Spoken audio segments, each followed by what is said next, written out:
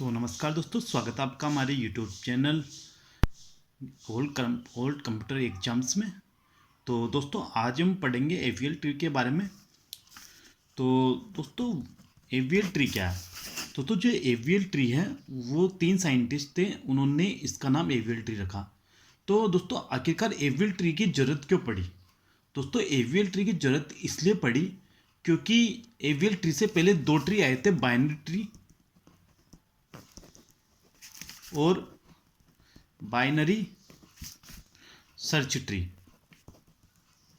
दोस्तों binary tree में क्या प्रॉब्लम थी कि बाइनरी ट्री में जो डेटा था वो किसी भी तरीके से इंसर्ट हो सकता था। सपोज आपने 10 इंसर्ट किया, आपने 5 इंसर्ट किया, 4 आ गया तो 4 आपने ऐसे इंसर्ट कर दिया, 7 आया तो 7 ऐसे इंसर्ट कर दिया। यानी आप जो डेटा था वो किसी भी तरीके से इंसर्ट कर सकते थे। तो इससे ट्री में सर्च करना बहुत कॉम्प्लेक्स था, इंसर्ट करना बहुत कॉम्प्लेक्स था, डिलीट करना बहुत कॉम्प्लेक्स था। तो फिर आया ट्री अपना बाइनरी सर्च ट्री। तो बाइनरी सर्च ट्री में क्या हुआ, क्या नियम था बाइनरी सर्च ट्री में कि अगर मान लो सपोज कि अगर 15 अपना रूट नोड है तो अगर 10 इंसर्ट हो रहा है तो दोस्तों इसमें 10 हमेशा क्या होगा, लेफ्ट साइड। यानी 15 से जितने भी छोटे एलिमेंट है वो कहाँ पे इंसर्ट होंगे, लेफ्ट साइड। और जो 15 से बड़े एलिमेंट होंगे वो कहाँ पे इंसर्ट होंगे, राइट साइड। जैसे 15 से बड़ा 25 और 25 से मान लो सपोज छोटा आ गया 20, तो ये इसके लेफ्ट में होगा। 25 से बड़ा 45 आ गया तो वो इसके क्या होगा, राइट में होगा। तो इसी प्रकार से दोस्तों, तो लेकिन बाइनरी सर्च ट्री में भी क्या प्रॉब्लम आई कि हमें एवीएल ट्री की जरूरत पड़ी। तो बाइनरी सर्च ट्री में जो प्रॉब्लम आई वो ये थी कि जो बाइनरी सर्च ट्री का जो वर्स्ट केस था, तो वर्स्ट केस था वो उसमें जो कॉम्प्लेक्सिटी आ रही थी और सर्चिंग आ रही थी वो बहुत टाइम ले रही थी। जैसे कि मान लो अगर डेटा आपका इंक्रीजिंग ऑर्डर में आ जाए या डिक्रीजिंग ऑर्डर में आ जाए तो दोस्तों वो ट्री काफ़ी एक ही साइड में बढ़ रहा था। जैसे कि मान लो सपोज आ रहा है 10, 20, 30, 40, 50, 60 ये डेटा आ रहा है। तो अगर आप देखोगे कि 10 से राइट में बढ़ेगा 20, ठीक है, 20 से राइट में बढ़ेगा 30, 30 से राइट में बढ़ेगा 40। तो ये ट्री जो क्या है दोस्तों, ये बिल्कुल एक साइड ही इंक्रीमेंट हो रहा है। दोस्तों अगर राइट साइड में इंक्रीमेंट हो रहा है तो दोस्तों उस ट्री को बोलते हैं पर राइट स्क्यूड ट्री। और अगर लेफ्ट साइड में होता है तो उसको बोलते हैं लेफ्ट स्क्यूड ट्री, ठीक है। तो दोस्तों इसमें प्रॉब्लम ये आ रही थी कि एक साइड में जो डेटा इंक्रीज हो रहा था कि 10, 20, 30, 40, तो इसमें क्या सर्चिंग करना बहुत कॉम्प्लेक्स था। तो इसमें आप देख सकते हो कि जो इसकी सर्चिंग की जो कॉम्प्लेक्सिटी आएगी वो एन आएगी, यानी आपको एन टाइम सर्च करना पड़ेगा। अगर आपको मान लो लास्ट डेटा सर्च करना है तो आपको पूरे एलिमेंट आपको उसके अंदर सर्च करने पड़ेंगे, ठीक है। और साथ में इसमें क्या है कि ये साइज भी ज़्यादा ले रहा था। देख सकते हो कि आप जैसे कि 10 है, इसका जो लेफ्ट चाइल्ड है 10 है, इस 10 है, आप 10 का लेफ्ट चाइल्ड है, 10 का जो लेफ्ट चाइल्ड है वो बिल्कुल खाली है। 20 है, 20 का लेफ्ट चाइल्ड खाली है। 30 है, 30 का लेफ्ट चाइल्ड बिल्कुल खाली है। तो ये जो स्पेस है, स्पेस ही मोर कंज्यूम कर रहा है। और एलिमेंट्स क्या है, ओनली 9 एलिमेंट्स है। मान लो अगर आप 9 एलिमेंट्स सेट कर रहे हो तो 9 में कितने आपको स्पेस की, बहुत सारा स्पेस इसके अंदर आपको वेस्टेज हो रहा है। तो इसी कमी को देखते हुए हमारे जो तीन साइंटिस्ट थे उन्होंने एवीएल ट्री को किया। तो एवीएल ट्री क्या है दोस्तों, एवीएल ट्री एक तरीके का, तो एवीएल ट्री क्या है दोस्तों, एवीएल ट्री क्या है दोस्तों, एक तरीके का बाइनरी सर्च ट्री है। दोस्तों एवीएल ट्री क्या है, एक तरीके का बाइनरी सर्च ट्री है एवीएल ट्री, ठीक है। तो इसमें क्या है दोस्तों, इन्होंने क्या किया कि जैसे कि आपने देखा बाइनरी सर्च ट्री एक ही साइड में इंक्रीमेंट हो रहा था, लेफ्ट साइड में, राइट साइड में। तो इन्होंने क्या किया, बाइनरी सर्च ट्री को भी बैलेंस किया, ठीक है। तो बाइनरी सर्च ट्री को बैलेंस किया, उसका आगे मेथड देखेंगे कि आप बाइनरी सर्च ट्री को किस प्रकार से बैलेंस करेंगे। तो जो इसमें एवीएल ट्री में बस इसकी एक कंडीशन इन्होंने दे दी थी कि जो ट्री बन रहा है अपना, कोई सा भी ट्री बन रहा है, सपोज ये ट्री बन रहा है, ठीक है।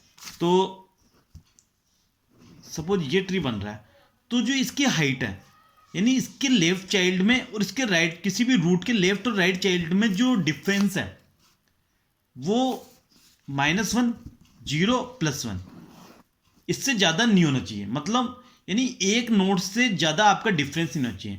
सपोज जैसे मैं एग्जांपल लेता हूँ, जैसे कि ये कोई नोड है, ये एक इसके लेफ्ट चाइल्ड है ये, ठीक है। सपोज मान लो ये एक रूट बना दूं मैं, ठीक है। अब मान लो एक है, अभी अभी अगर आप इस रूट का देखो तो इसके लेफ्ट में एक भी नोड नहीं है, इसके एक भी नहीं है, तो इसका क्या हुआ, 0 माइनस 0, तो ये 0, तो ये वाला जो नोड है दोस्तों ये बैलेंस्ड है।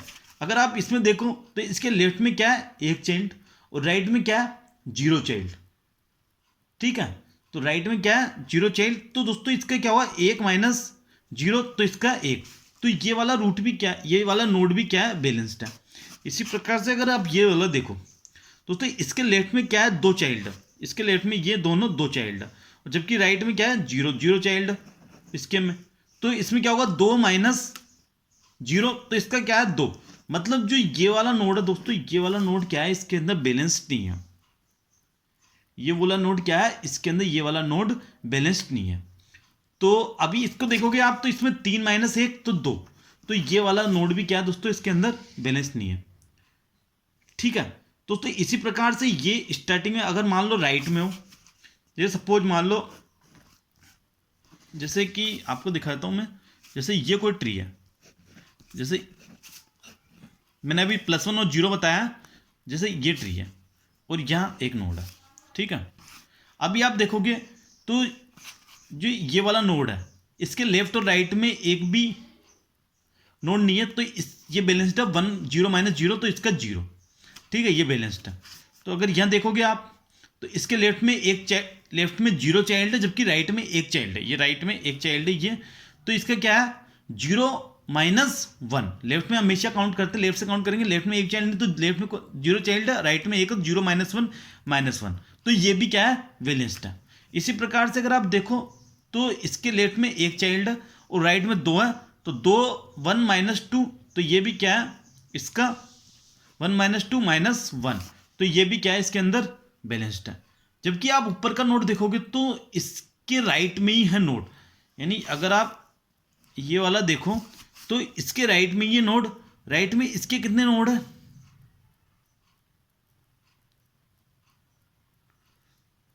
ठीक है। अगर आप इसके राइट में देखो तो इसके राइट में है आपके 1 2 एंड 3,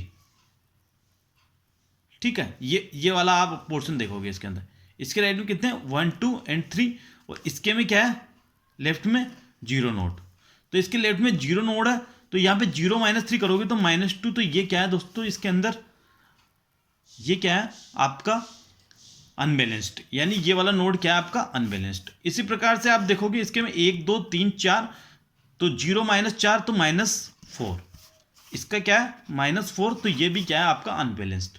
तो हम इनको क्या करें दोस्तों, इनको हम बैलेंस्ड करना सीखेंगे। आपको एक ही लेवल में लेना है, जैसे कि आप देख सकते हो कि यहाँ पे आपको ऐसे काउंट नहीं करना कि 1 2 3 4, ये बैलेंस्ड है एक ही हाइट में, आपको बस ओनली एक ही हाइट के नोड देखने हैं, ओनली 1 2 3, तो ये 3 हाइट है, तो और ये 0 हाइट है, तो 0 माइनस 3 -3। तो इसी प्रकार से दोस्तों हम आगे देखेंगे कि आप बाइनरी एवीएल ट्री से हम बाइनरी सर्च ट्री किस प्रकार से बनाएंगे, यानी बाइनरी सर्च ट्री जो आपका अनबैलेंस्ड होगा उससे हम एवीएल ट्री किस प्रकार से बनाएंगे। तो दोस्तों एवीएल ट्री क्या होता है कि बैलेंस्ड होता है और उसमें जो हाइट है वो 0 -1 और +1, इससे ज़्यादा नहीं हो सकती दोस्तों। तो इसमें जो टाइम कॉम्प्लेक्सिटी हमेशा होगी वो 1.44 log n के बराबर होगी। एवीएल ट्री की जो टाइम कॉम्प्लेक्सिटी है वो 1.44 log n होगी, आप देख सकते हो 1.44 log n होगी। तो आगे वीडियो में बताएंगे कि आपको कि आप एवीएल ट्री किस प्रकार से बना सकते हो, बाइनरी सर्च ट्री से आप एवीएल ट्री किस प्रकार से बना सकते हो, और वो हम आगे के वीडियो में डिस्कस करेंगे। साथ में हम वहाँ पे आपको इंसर्शन भी बताएंगे, डिलीशन भी बताएंगे, साथ में जो प्रीवियस ईयर में गेट में जो भी क्वेश्चंस आए हैं उनके भी आपको सॉल्यूशन बताएंगे कि आप उनको किस प्रकार से सोल्व करना है। और जो ये टॉपिक है दोस्तों आपके यूजीसी नेट, आपके और भी यूनिवर्सिटी के एग्जाम्स लगते हैं उनमें भी आपके बहुत इंपॉर्टेंट्स हैं।